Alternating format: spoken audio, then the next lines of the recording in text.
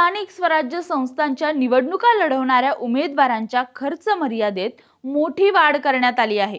त्यामुळे महानगरपालिका, नगर परिषद व नगर पंचायतीसाठी नव्या मर्यादा जाहीर झाल्या असून आता सर्व उमेदवारांना निवडणुकीत मोठा खर्च करता येणार आहे। आधीच्या तुलनेत सुमारे 1.5 पट वाढ केल्याने उमेदवारांना मोठा दिलासा मिळाला असून निवडणुकीमध्ये प्रभावी प्रचार करताना याचा उपयोग होणार आहे। तर आता खर्चाची ही नवी मर्यादा कशी असणार आहे ते पाहूयात। मुंबई, पुणे आणि नागपूर महानगरपालिकांसाठी 15 लाख रुपये, पिंपरी चिंचवड, नाशिक आणि ठाणे महानगरपालिकांसाठी 13 लाख रुपये, कल्याण, डोंबिवली, छत्रपती संभाजीनगर, नवी मुंबई, वसई, विरार या महानगरपालिकांसाठी 11 लाख रुपये, तर ड वर्गातील 19 महानगरपालिकांसाठी 9 लाख रुपये अशी नवीन खर्चाची मर्यादा असणार आहे।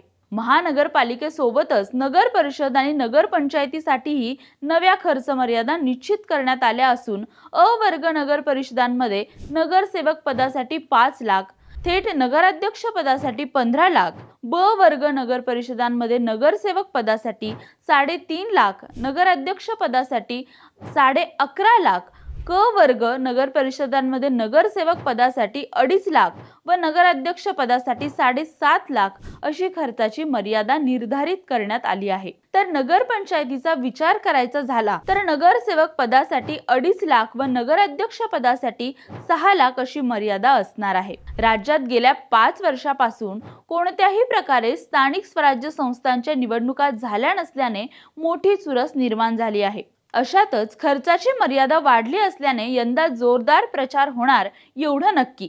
बाकी या सगळ्यावर तुमचं काय मत आहे ते कमेंट करून आम्हाला नक्की कळवा। आणि हो, आमच्या इंस्टाग्रामला फॉलो करायला आणि यूट्यूबला सबस्क्राईब करायला विसरू नका।